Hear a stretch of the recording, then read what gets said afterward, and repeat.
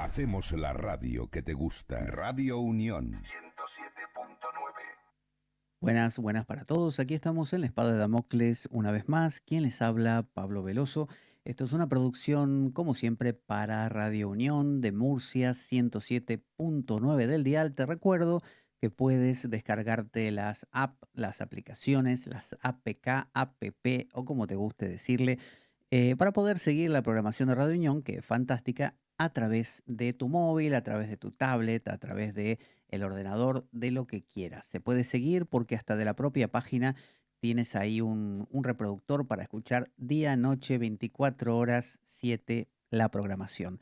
Así que estamos trabajando con el tema de recuperar el pensamiento propio. Habíamos estado la vez anterior hablando acerca de un cuento de hadas. ¿Y por qué trabajamos el cuento de hadas o los cuentos de hadas? Bueno, porque conté en la mesa anterior, redundantemente hablando de cuentos y contar, que los cuentos de hadas quizás son la manera en que el pueblo, la gente común, como usted, como yo, europeo, no europeo como yo, quiero decir, europeo en el sentido de que acá pasaba esto, empezaba a como a rumiar las grandes ideas que les aportó el cristianismo o que les seguía aportando, las grandes ideas que venían rebotando desde la filosofía griega, y esto se encarnaba en la gente, se encarnaba en la vida cotidiana, en historias. Entonces iban surgiendo estas historias como las que nos han contado desde niños, como, no sé, los de los hermanos Grimm, como es el caso de justamente de esta historia de la niña de los gansos o la niña de las ocas. Bueno, esta historia proviene, en este caso, de los hermanos Grimm, pero también está Andersen con sus cuentos, Perrault también, y entre estos tres colosos tenemos la gran mayoría de los cuentos con los que hemos crecido. Sepamos que esos cuentos de hadas no son para niños originalmente, son cuentos en realidad para adultos. Son cuentos que se generan, se gestan desde los adultos, desde sus dolores, desde sus desamores para los propios adultos. Entonces son cuentos que tienen, digamos, un grado a veces de dolor y de intensidad grande. Es decir, son cuentos que nos llevan a planos de encontrarnos con cosas difíciles en la vida, y nos reflejan. Eso es lo importante.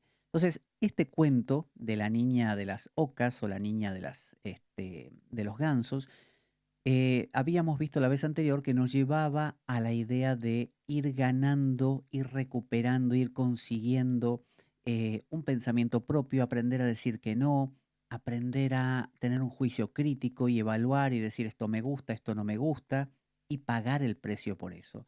Porque claro, todo tiene un precio en la vida, no es que sea gratuito. Cuando uno dice que no a algo, siempre alguno se te va a enfadar. Alguno va a decir, a mí no me gustó cómo me lo dijiste o no me gustó que hayas elegido eso en lugar de la otra cosa. Así que bueno, estábamos siguiendo este cuento y nos habíamos quedado, déjeme ver por dónde, más o menos por donde Conradito, que era este niño, jovencito, le quería sacar los pelos a esta chica, a la princesa que estaba disfrazada de sirvienta. Lo pongo un poco en situación por si agarró el programa por aquí. Era una chica que era hija de una mujer, su mamá, que la quería muchísimo y que era una reina, la mamá, la mandó a que se case con un príncipe en otro reino. En el camino, como la mandó con una sirvienta, la sirvienta la traiciona, la obliga a cambiar ropas con ella y la sirvienta queda como disfrazada de princesa y la princesa de sirvienta. Al llegar al reino, la que se casa con el príncipe es la sirvienta, engañando a todos, y la princesa Nimue, ¿no? Musarela, como se dice, así, silenciosa.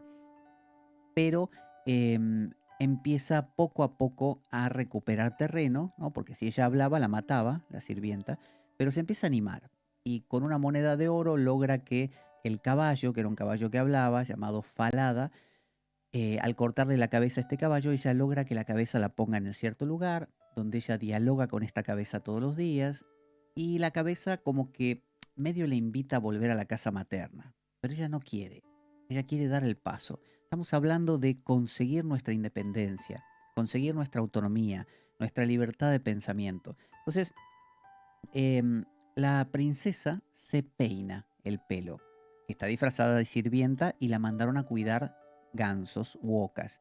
Se peina el pelo y ya habíamos hablado que el peinarse un poco es como una manera también de como trabajar los pensamientos, ¿no? Si los pelos son como una emergencia del pensamiento, peinarse es como decir, bueno, voy un poco a trabajar mis propias ideas, ¿no? Empieza a tener ideas propias. Y Conradito es este chico que quiere arrancarle los pelos de oro. ¿Pero por qué le quiere arrancar los pelos? Bueno, porque cuando nosotros todavía no tenemos pensamiento propio, eh, aparece el pensamiento en nuestra vida de maneras caóticas, ¿no? Porque no tenemos manejo de eso. Entonces, ya habíamos hablado, lo que uno no hace, la naturaleza te lo rellena. O sea, si vos dejas un espacio vacío en tu vida, la naturaleza dice, por ejemplo, Ah, está vacío. Lo voy a llenar con algo. A ver, ¿qué puedo poner acá? y te mete lo que sea. Bueno, acá apareció Conradito, que en última instancia quería como, era como el mal manejo del pensamiento, esos pensamientos que te autosabotean, ¿no? Entonces, ahí la tenemos a la princesa peinando su pelo y ahí nos habíamos quedado, porque ella había alcanzado la albedo, que era la etapa alquímica donde uno alcanza cierto grado de comprensión, todo empieza como a aclararse, empieza como a despuntar justamente el alba. A partir de este momento donde ella empezó a esquivar a Conradito, uno empezó a darse cuenta que la trampa de los tramposos que nos rodeaban en realidad era la naturaleza que nos estaba dando lo que nosotros no queríamos encarnar. Si yo no quiero encarnar el rol de jefe, alguno lo va a tener que hacer por mí. Y como yo soy el correspondiente, el que venga lo hará de maneras torcidas y después me quejaré. Bueno, esto era Conradito.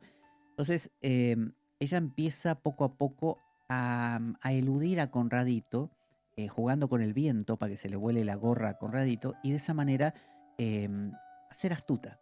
Y ser astuto es una forma de pensar, es una forma de utilizar el pensamiento para fines muy concretos. Entonces, con ello se va volviendo una mujer y enfrenta, fíjese, enfrenta la ira de Conradito. Conradito obviamente estaba enojado, decía, Yo quiero tu pelo y quiero tu pelo. y ella evitaba esto todos los días, o sea, lograba eludirlo. Estaba enfrentando a Conradito diciéndole no. A la sirvienta no le pudo decir que no. Cuando la sirvienta le usurpó todo, ella no dijo nada, porque no tenía la fuerza todavía. Pero ahora, ¿a raíz de qué? Del dolor, de la privación, del sentirse indigna, del sentirse que no estaba siendo una misma, ella misma, ¿qué hizo? Empezó a cultivar su propia identidad personal. Entonces, vemos cómo se va volviendo poco a poco una mujer y enfrenta la ira de Conrad, de Conradito, cuando no había podido hacerlo con la ira de la sirvienta. O sea, empieza a lograr un pensamiento más propio. Cuidar gansos, acuérdese que el hijo pródigo, ¿qué cuidaba? Cerdos, cerdos. Es decir, ¿qué es cuidar los cerdos? El hijo pródigo lo relataba como lo peor, ¿no? Como que caíste en lo más oscuro de lo más oscuro y te tocó cuidar cerdos. ¿Y comer qué? Comer bellotas. Él vivía de las bellotas que los cerdos comían. Y se acordaba, en la casa de mi padre yo tenía de todo para comer y aquí estoy con estas bellotas. La chica, todos los días cuando hablaba con la cabeza del caballo, en ese, en ese umbral, en ese pasaje que dividía la ciudad donde ella vivía ahora de lo rural que llevaba a la casa de la madre, el caballo le decía todos los días, escúchame, niña, en la casa de tu madre estarías mucho mejor, no te pasarían estas cosas. Si tu mamá supiera... Es decir, el caballo la invitaba a volver atrás, a regresar, a abandonar, ¿no? A volver a esos instintos de seguridad, de estar en paz. Sin embargo, ella no aceptó, no se dejó engañar por esto. Su primer eh, acción fue la de decirle no a Conradito, no dejarse arrancar los pelos, es apropiarse de los propios pensamientos. Entonces, así como cuida gansos ella, eso la arraiga. Porque cuando cuidas al ganso, ¿no? Y el ganso además, la oca, el ganso, siempre ha sido un símbolo mágico en todas las culturas. Por ejemplo, son los animales de Afrodita, ¿no? Sagrados, que tienen que ver con la pasión, con el amor de esta diosa, con la sexualidad, ¿no? Entonces ella bajó a la sexualidad. Bajó a lo que por un lado es lo más tonto, lo más bajo, porque un ganso se considera estúpido porque si un ganso avanza y se tira por un barranco, todos los demás gansos más o menos van a hacer lo mismo. O sea, no se caracterizan por ser premio Nobel de nada, ¿no? Ni un Pulitzer. Sin embargo, es tocar fondo. Ella tocó fondo. Y hace falta eso, que la vida te golpee, que te aguantes, no sé, un año, dos, 100, no se sabe nunca cuánto, pasándola mal, estando ahí con los gansos, estando ahí con los cerdos, comerte las bellotas de los cerdos porque no tenés para comer. O sea, saber que pospusiste tu vida por comodidad y estás pagándolo con una vida indigna. Entonces ese golpe de encontrarse con tu propia indignidad, con tu propia arrastrarte por el suelo mendigando, es lo que te hace despertar. Entonces eso le pasó a ella. Como son símbolos de placer también los gansos, y en la India ni hablar. En la India el ganso salvaje es el hamsa y refiere a poder vivir en el agua, pero también en el aire. Es un símbolo de unión de cosas. Y de hecho hay un mantra en la India llamado el hamsa, que se repite, se dice que es el sonido que hace la respiración, ha al inhalar, sa al exhalar, ¿no? Entonces, ha, sa, hamsa. Entonces, ese hamsa, cuando hay un sabio en la India, lo suelen llamar Paramahansa, es decir, el gran cisne o el gran ganso salvaje, la gran oca. Entonces, es un símbolo de todo este ganso. Porque cuando tocas fondo, ¿sabes lo que tocas? Tocas tu instinto. Pero no el instinto del caballo, el que te hablaba de tu mamá y tu casa materna, el instinto de quedarme en casita. No, tocas el instinto en el sentido de heraclitiano, el instinto como la voluntad de poder de Nietzsche. Eso es lo que tocó ella. Tocó la vida palpitante, tocó la vida misma. Es esa cosa de esto, odio esta vida asquerosa y me voy a levantar de aquí y voy a empezar a vivir mi propia vida, ¿no? Es ese tocar fondo y recuperar lo que te interesa, ¿no? Por primera vez, porque hasta ese momento ella no vivió bajo lo que le interesaba, vivió bajo la sombra de su madre, ¿no? Entonces se trata de recuperar el alma, recuperar el ánima para poder conectarte con un animus, con un pensamiento propio. Esto a veces, este drama, ocurre en las relaciones humanas. Es decir, muchas veces un hombre, de repente, con su ánima, con su sentimiento comido por la madre, empieza a quedar cojo de su pensamiento, porque vive bajo los mantos de mamá, y entonces acaba buscando estafadores porque en el fondo lo que quiere es que esos estafadores le arruinen las cosas para volver con mamá. Una especie de cosa así. Esto a veces le ocurre a una chica y pasa lo mismo. Mamá lo hace todo, por lo tanto, funciona ella como una tonta que busca al animus, busca a lo masculino, a veces en un hombre que también la engaña, por ejemplo. Es decir, la idea de encontrarse con el engaño es evidencia de algo irresuelto, de algo que falta todavía habitar, ¿no? ¿Y qué es lo que tiene que habitar esta chica? Bueno, primero su alma, su sentimiento, empezar a sentir por ella misma, tocar el patos. Y ese patos lo tocó cuando mataron al caballo, obviamente le habrá tocado el corazón, pero como el caballo era de su mamá, digamos que más o menos, pero cuando llegó al tema de los gansos y se dio cuenta que era como el embudo, ¿viste? Que bajar hasta el fondo, fondo y llegar hasta el final. Bueno, se encontró ahí, se encontró en la parte más baja del embudo. O sea, más bajo que eso no podía caer. Cuando te encontrás ahí, te encontrás con el patos, te encontrás con la emoción de la vida, con la vida cruda, pura y dura. Bueno, de eso se trata. Entonces, em, estamos ahí con los gansos. También son símbolos de placer, decimos, la cabeza de caballo en la entrada del camino oscuro, en la parte inconsciente, es la voz justamente del instinto. Se me apagó esta cámara, así que la vamos a quitar para allá. No tenemos segunda cámara, tenemos solo primera cámara, va a tener que aguantar mi imagen todo el tiempo. Así que la cabeza del caballo, ella fue como diciendo, era el salvoconducto, como cuando uno dice, bueno, cualquier cosa regreso. Bueno, como el hijo pródigo inclusive. Bueno, en este caso no tenía regreso. Ella se dio cuenta que lo del caballo no corría, no iba, ya no tenía sentido, era algo que no era conveniente. Por lo tanto, aunque el caballo le hablase de, de tantas cosas bonitas que había en la casa de la madre, ella decía, no, me tengo que quedar acá, lo tengo que resolver yo misma. De eso se trata, de no regresar a que lo resuelva mi iglesia, que lo resuelva el Estado, que lo resuelva mi madre, mi padre, que lo resuelva el psiquiatra, que lo resuelva el gurú. No, quedarse ahí y chocarse contra el fondo, ¿no? Eso es la Nigredo.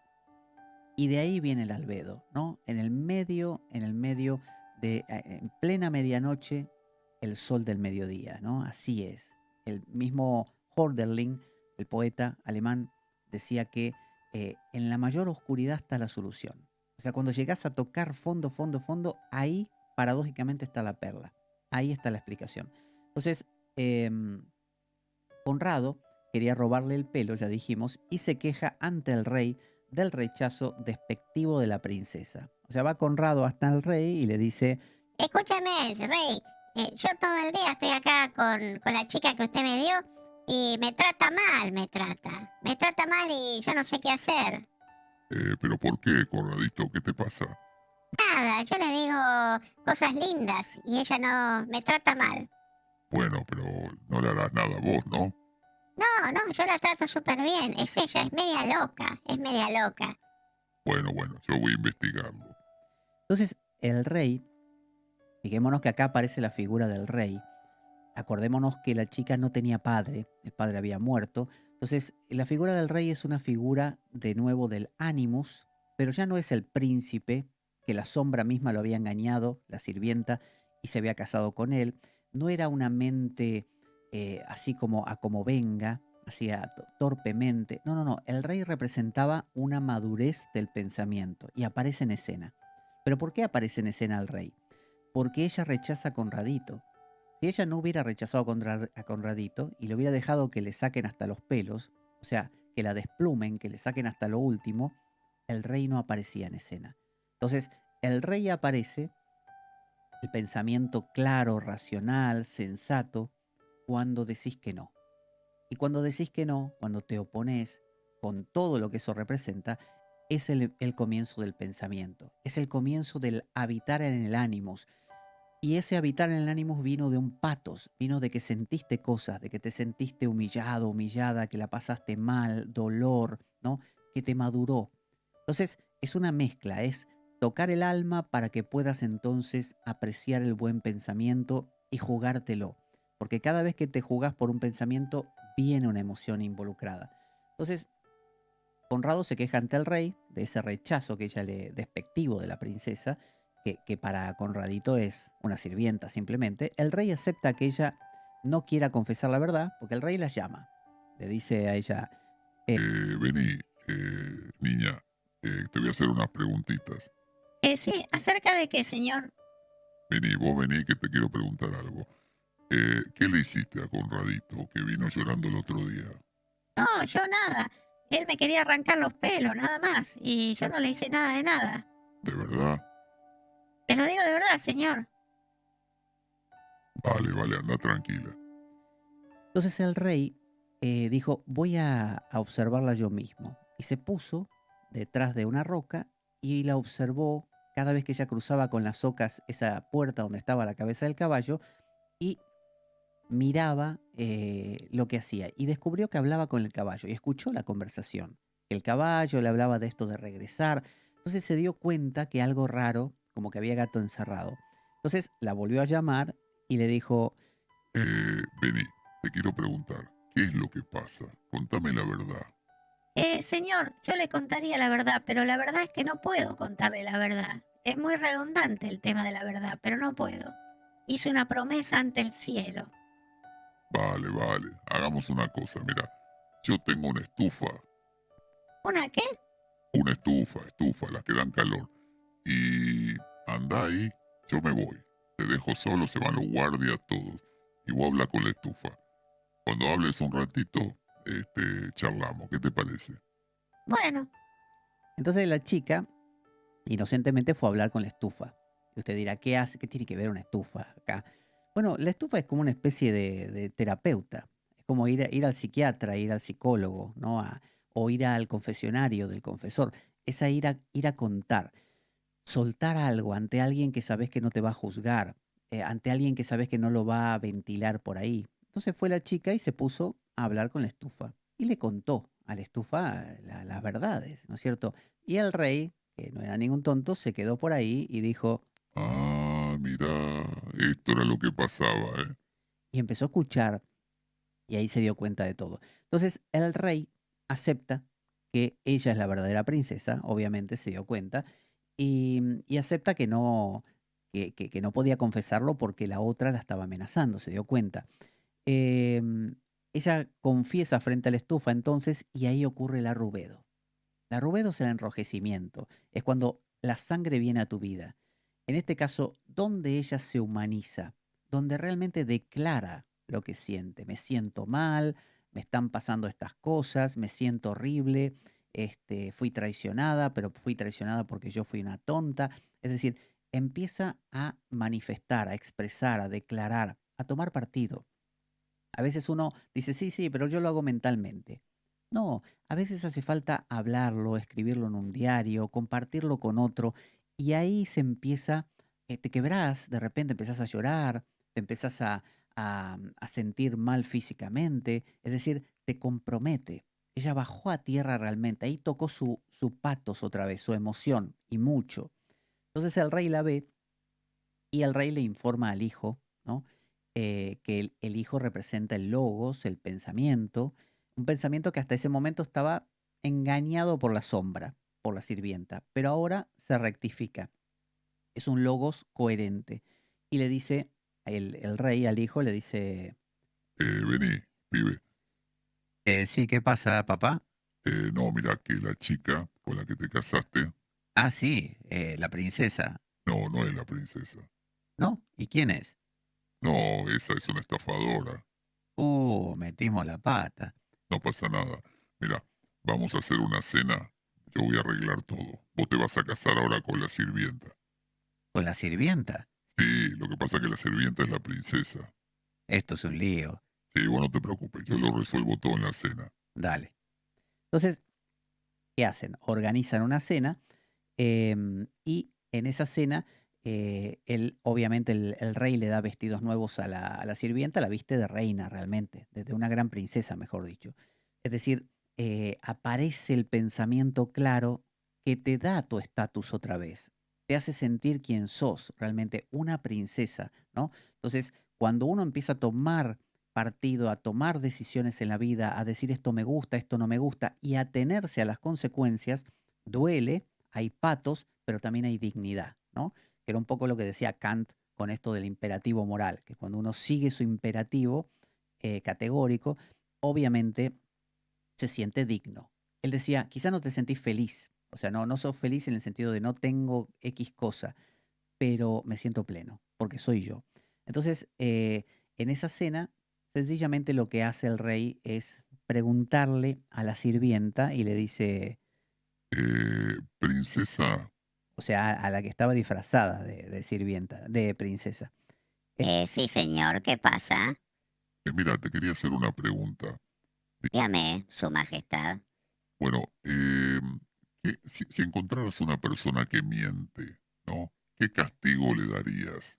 Y como la sirvienta disfrazada de princesa era más mala que la Gran Siete, le dice, eh, Yo lo que haría, ¿sabe qué es? Yo agarraría, metería a la víctima dentro de un tonel lleno de espadas clavadas adentro, bien afiladas, ¿no? Lo taparía y engancharía ese tonel a dos caballos blancos. Y haría que los caballos blancos vayan por toda la ciudad llevando el tonel ahí tambaleando, para que la persona adentro se clave bien clavada y se muera. Muy bien, qué bonito, la verdad, una pinturita lo que me contás. Bueno, eso vamos a hacer con vos, ¿Conmigo? ¿Por qué? porque sos una estafadora, vos nos engañaste a todos. ¿Cómo que estafadora? ¿Quién se lo dijo? Me lo dijo un pajarito. Pero vas a ver, ahora te va a pasar a vos, guardias. Llévense a esta mujer y hagan exactamente lo que ella dijo. Y bueno, así, así le fue a la sirvienta que le hicieron polvo, básicamente, dentro de ese tonel. Exactamente eso le hicieron a ella. Así que cuando se destruye la sombra, básicamente es porque la recuperamos. O sea, no es porque la hayamos matado, tipo, vamos a dispararle tiros a la sombra para que muera y solucionamos todo el tema. Pues sería eso demasiado fácil. No, es que la integraste. O sea, como integras tu sombra, ya no resulta un problema. La has incorporado, no tiene razón de ser, se disuelve. ¿Por qué? Porque la princesa ahora ocupa el lugar. Desde el momento que ocupa el lugar, la otra ya no puede hacerlo. Ya vimos que es como una cosa de sustitución con una sola posibilidad. Si yo no estoy destinado a ser, no sé, jefe, como decíamos, y no asumo el cargo, otro lo va a asumir por mí. Pero si yo lo asumo, no lo va a asumir otro. Entonces, esto pasa igual. Si justamente la princesa ahora está reivindicada en su puesto, porque se la jugó, porque fue capaz de decir lo que pensaba, la otra queda inmediatamente desplazada. Entonces, ahí vemos cómo la, la sirvienta también muriendo de esta manera es la ira a veces de la propia madre naturaleza cuando no queremos nacer. La sirvienta era una especie de sombra de lo que no queríamos ser. Bueno, ahora desde que la princesa asume este rol, la otra desaparece, como dijimos.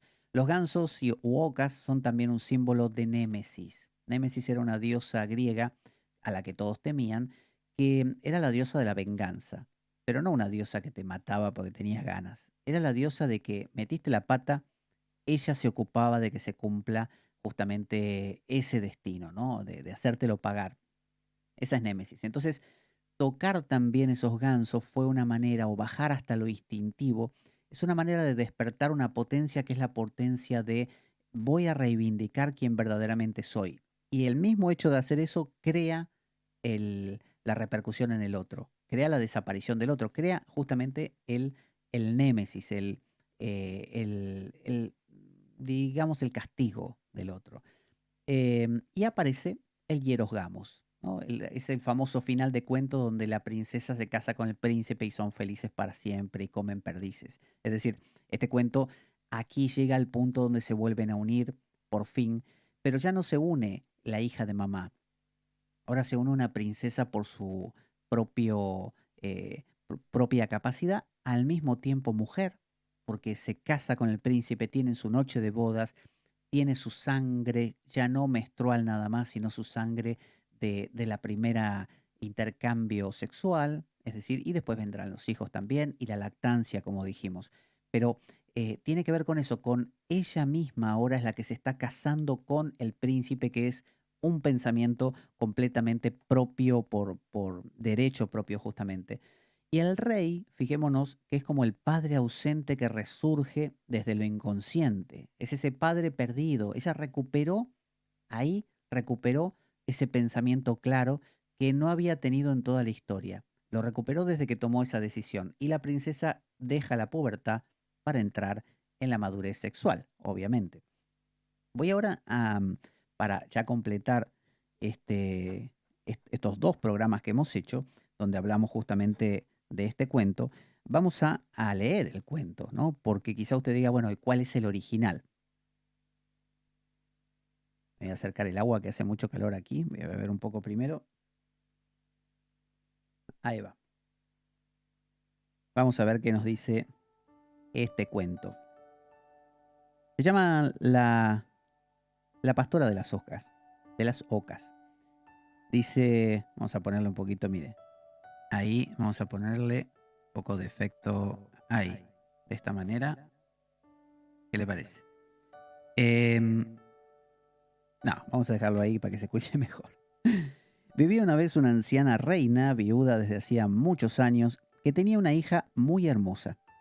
Al hacerse mayor, la prometieron a un príncipe de un país lejano, y cuando llegó el tiempo convenido para la celebración de la boda y la doncella hubo de ponerse en camino hacia la corte de su prometido, la reina madre le preparó un ajuar precioso con brocados de oro y plata, vasos y joyas. Era, en una palabra, una dote digna de una princesa real, pues la anciana reina quería entrañablemente a su hija. Diole también para que la acompañase y sirviese una camarera, que además debía entregar a la princesa en manos del novio. Recibió cada una de las dos un caballo, pero el de la princesa tenía el don de hablar y se llamaba Falada. Llegada la hora de los despidos, entró la madre en su alcoba y cogiendo un cuchillito se hizo un corte en un dedo para que fluyera sangre y en un trocito de tela recogió 3 gotas y las dio a su hija diciéndole: «Hija mía, guárdalas cuidadosamente, puedes necesitarlas durante el camino». Separáronse, madre e hija, con abundantes lágrimas. La princesa se guardó en el seno la telita con la sangre y montando a caballo emprendió el viaje hacia la corte de su prometido. Cuando llevaban 1 hora cabalgando, sintió una intensa sed y dijo a su camarera: «Apéate y lléname de agua del arroyo la copa para esto has traído. Quiero beber». «Si tenéis sed», respondióle la camarera, «apeaos vos y bebed. Yo no quiero ser vuestra criada». La princesa, acuciada por la sed, bajó del caballo y arrodillada en la orilla, bebió directamente del riachuelo sin usar la copa. Luego exclamó: «Dios mío», y las 3 gotas de sangre le respondieron: «Si tu madre viese esto, el corazón le estallaría en el pecho». Pero, humilde como era la princesita, guardó silencio y volvió a montar el caballo. Siguieron cabalgando y al cabo de varias leguas volvió a tener sed. Pues el día era caluroso y el sol ardiente. Llegaron a otro río y la princesa repitió a la camarera: «Apéate y sírveme de beber en mi copa de oro», pues había olvidado ya las insolentes palabras de la sirvienta. Pero ésta repitió a su vez, más altanera que antes: «Si queréis beber, arreglaos vos misma. Yo no quiero ser vuestra criada». Apeóse de nuevo la princesa, acuciada por la sed, y tendiéndose sobre el agua fluyente, exclamó llorando: «Dios mío», y las 3 gotas de sangre volvieron a exclamar: «Si tu madre viese esto, el corazón le estallaría en el pecho». Y al agacharse para beber, se le cayó del seno la tela que contenía las 3 gotas, y el agua se la llevó, sin que ella lo advirtiese, angustiada como estaba. Pero la camarera sí lo había visto y se alegró, porque ello le daba poder sobre la princesa, quien al perder aquellas gotas de sangre se había quedado débil e impotente. Al disponerse a subir nuevamente sobre su caballo Falada, dijo a la camarera: «A Falada lo montaré yo». Dijo la camarera: «A Falada lo montaré yo, y tú te subirás sobre mi rocín». Y la princesa hubo de resignarse. Luego, con palabras duras, mandóle la camarera que se quitase sus reales vestidos y se pusiese los suyos malos, y finalmente la obligó a jurar, bajo la luz del cielo, que en la corte del rey no diría nada de todo aquello a nadie, y si se hubiese negado a prestar el juramento, la habría asesinado allí mismo. Pero Falada lo presenció todo y lo guardó en la memoria. Montó pues la camarera sobre Falada y la novia auténtica sobre el jamelgo, y así prosiguieron hasta llegar al palacio real. Grande fue el regocijo a su entrada, y el príncipe salió presuroso a recibirlas, y ayudó a la camarera a apearse del caballo, tomándola por su prometida. Luego la condujeron arriba, y mientras la verdadera princesa se quedaba abajo, al asomarse a la ventana, el anciano rey, y verla en el patio, tan distinguida, delicada y hermosa, entró en las reales habitaciones para preguntar quién era la novia. «La tomé en el camino para que me acompañase. Dadle algún trabajo para que no permanezca ociosa». Pero el viejo rey no tenía ocupación para ella, y solo se le ocurrió decir: «Tengo un muchacho encargado de guardar las ocas, que vaya a ayudarle». El mozo se llamaba Conradito, y la princesa fue enviada a servirle de auxiliar. No tardó la falsa novia en decir al príncipe: «Amado mío, quisiera pedirte una gracia». «Te la concederé gustoso», respondió él. «Pues ordenad al desollador que corte el cuello del caballo que yo monté, pues me ha fastidiado durante el camino». En realidad, Lo que temía era que el animal descubriese lo sucedido a la princesa. Así, el leal Falada tuvo que morir.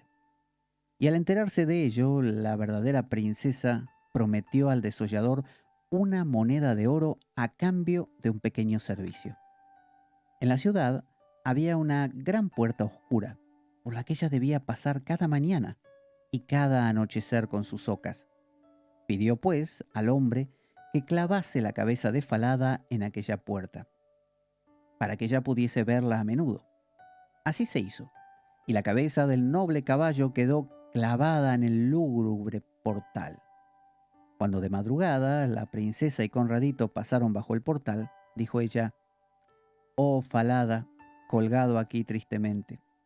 Y respondió la cabeza: «Oh princesa, ¿cómo te trata esta gente? Si tu madre lo supiera, de la pena se muriera». Salió ella de la ciudad y se fue con el mozo al campo a guardar las ocas.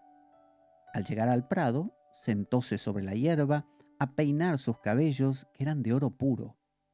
Y Conradito gozaba contemplando su brillo. Quiso arrancarle algunos, pero ella dijo: «Sopla, sopla, vientecito, quítale el sombrero a Conradito y fuérzalo a correr por el prado hasta que yo me haya peinado y de nuevo acicalado».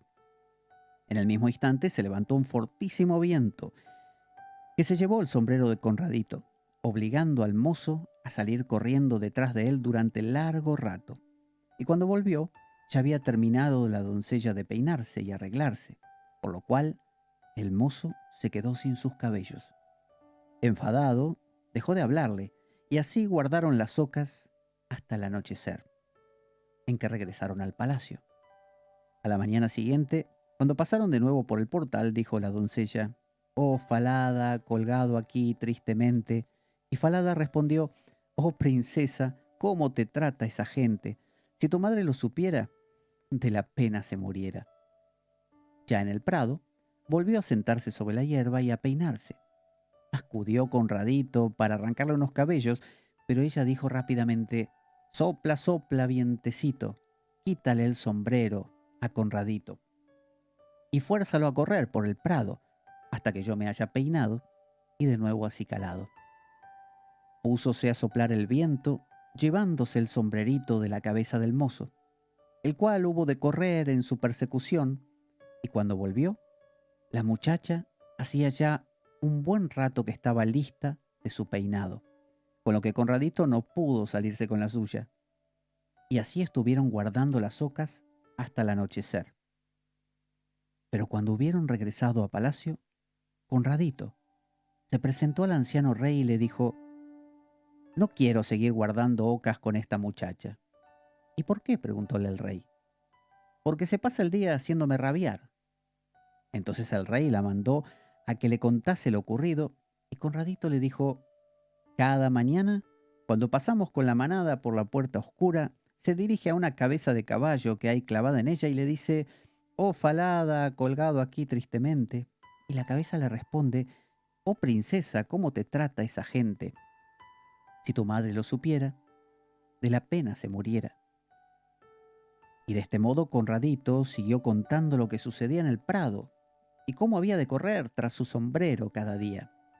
El anciano rey le ordenó que al día siguiente volviese a salir con la manada, y el propio rey, al rayar el alba, se escondió detrás de la puerta desde donde pudo oír las palabras que se cruzaron entre la doncella y la cabeza de Falada. Luego siguió a los dos al prado, ocultándose en un matorral. Pronto pudo contemplar con sus propios ojos cómo el muchacho y la moza llegaban con las ocas y cómo al poco rato ella se sentaba en la hierba y se soltaba el cabello, y cómo irradiaba éste un resplandor de oro. Enseguida repitió la doncella: «Sopla, sopla, vientecito, quítale el sombrero a Conradito y fuérzalo a correr por el prado hasta que yo me haya peinado y de nuevo acicalado». Inmediatamente llegó una ráfaga de viento y se llevó el sombrero, obligando al muchacho a emprender una larga carrera hasta recuperarlo, mientras la moza se peinaba los bucles. El anciano rey lo presenció todo. Retiróse luego sin ser observado, Y cuando al anochecer regresó la pastora de ocas, la llamó aparte y le preguntó la razón de su proceder. No puedo decíroslo, respondió ella, ni revelar mi desgracia a nadie, pues lo juré bajo el cielo para salvar mi vida. El rey insistió y porfió para que hablase, pero viendo que no lograba sacarle una palabra, le dijo al fin: pues si no quieres confiármelo a mí, ve a contar tus penas a la estufa de hierro. Y se alejó.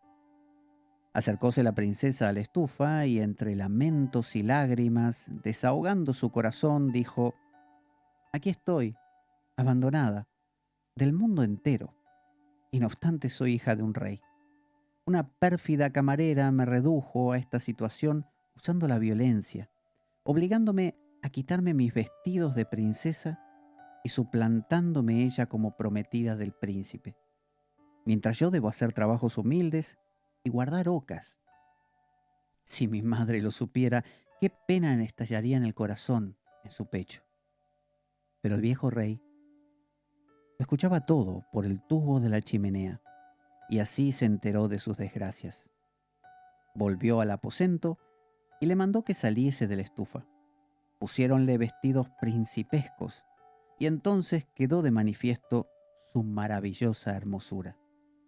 El rey llamó entonces a su hijo y le reveló la falacia de su presunta prometida, que no era sino una vulgar sirvienta. Mientras la novia verdadera, que allí estaba, hubo de estar guardando las ocas durante todo aquel tiempo. El joven príncipe sintió una gran alegría al verla tan bella y virtuosa, y preparó un gran banquete, al que quedaron invitadas muchísimas personas y los buenos amigos. A la cabeza de la mesa sentóse el novio, el cual tenía a su lado a la princesa, y al otro a la camarera, la cual, deslumbrada, no reconoció a su rival bajo sus magníficos atavíos. Una vez hubieron comido y bebido, reinando gran animación entre los comensales, el anciano rey planteó un acertijo a la camarera. ¿Qué merecía una persona que hubiese engañado a su señor de tal y cual manera? Y después de detallarle todo el caso, acabó preguntándole: ¿qué sentencia dictaríais contra esta persona? Y respondió la presunta prometida: no merece sino que se la desnude completamente y se la encierre en un barril cuyo interior esté erizado de agudos clavos, y que tirado por 2 caballos blancos sea paseado por todas las calles de la ciudad hasta que la malvada haya muerto. Pues esa eres tú, respondióle el rey, y en ti va a cumplirse la sentencia que acabas de pronunciar. Y cuando se hubo cumplido, celebróse la boda de los jóvenes príncipes, y ambos reinaron en paz y felicidad. Ahí tenemos entonces el cuento de la niña de las ocas, para que luego de este análisis que hemos hecho podamos conocer ahí los detalles del cuento. A veces los cuentos, cuando los analizamos, es bueno leerlos al principio y al final. Es como cuando uno ve un análisis de una película, es bueno verla al principio, antes, luego escuchar ese análisis, asimilarlo y luego volverla a ver, porque se encuentran cosas nuevas. Entonces, yo creo que si leemos este cuento, así sea como lo estamos haciendo al final, resulta muy aclarador de muchos de los detalles, y empezamos a notar que muchos acontecimientos pequeñitos que nos pasarían desapercibidos si lo leemos al inicio, ahora al final tienen sentido. Así que bueno, lo que hemos hecho es recorrer la historia de la búsqueda de un animus, de la búsqueda de esa parte que llamamos masculina, pero que no representa necesariamente masculino en el sentido de hombre, sino que representa el pensamiento. Y conseguir el pensamiento es tocar primero la emoción. Hay que ser capaz de bajar hasta el patos, hasta el dolor más grande, como le pasó a la princesita, que tuvo que bajar hasta el punto de las ocas y que tocó fondo, y que ahí es donde empezó a decir no. Y se defendió de Conradito y con la moneda compró al caballo, pero no se quedó con la historia del caballo, que ya vemos que lo mismo que el caballo le decía era lo mismo que el pañuelo le decía. Así que haber perdido el pañuelo y haber perdido al caballo fue una buena cosa. en realidad se trata de valerse por uno mismo. Si ves que en tu vida te estás encontrando siempre con raditos que quieren arrancarte los pelos, que quieren quitarte tus propios pensamientos, o te estás encontrando constantemente con sirvientas que te usurpan tu rol en la vida, bueno, sabe que quizá, así como la naturaleza llena los espacios vacíos, es que no estás cumpliendo los roles que se supone que debías cumplir o que tu pasión misma te lleva a cumplir. Como no lo estás haciendo, otro lo hará por ti. Así que bueno, aquí tenemos una historia, la de la niña de las ocas, de esa búsqueda de uno mismo, de búsqueda del ánimos, de la búsqueda de lo masculino, que a veces es la vida de una mujer que busca a un hombre y encuentra primero sirvientas y conraditos, o sea, estafadores, hasta que finalmente da con un hombre que vale la pena.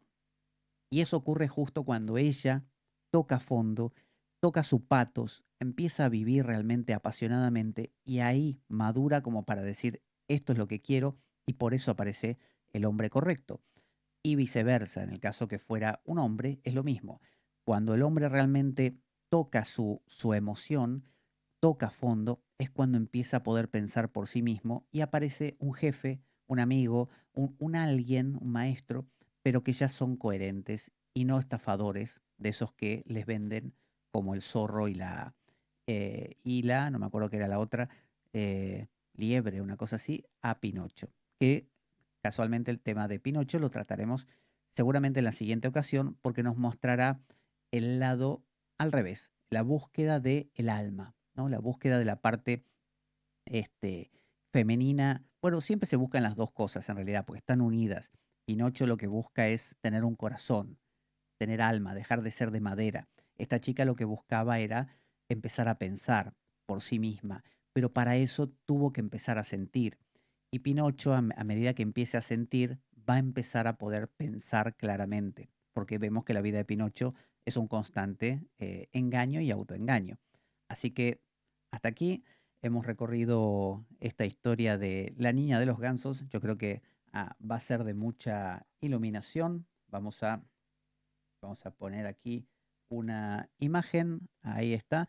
Para despedirnos, les recuerdo que esto es una producción para Radio Unión de Murcia 107.9 y que pueden descargarse las apps, las aplicaciones para poder seguir la programación de Radio Unión desde cualquier dispositivo que tengas. También puedes entrar a la página www.radiounión.es y ahí puedes seguir la programación diaria cada día de tu vida con toda esa variedad interesante que tiene, inclusive nuestro programa de la Espada de Damocles. Así que hasta aquí nos encontramos hoy y nos vemos en la próxima ocasión, seguramente ya con Pinocho, nuestro amigo Pinocho.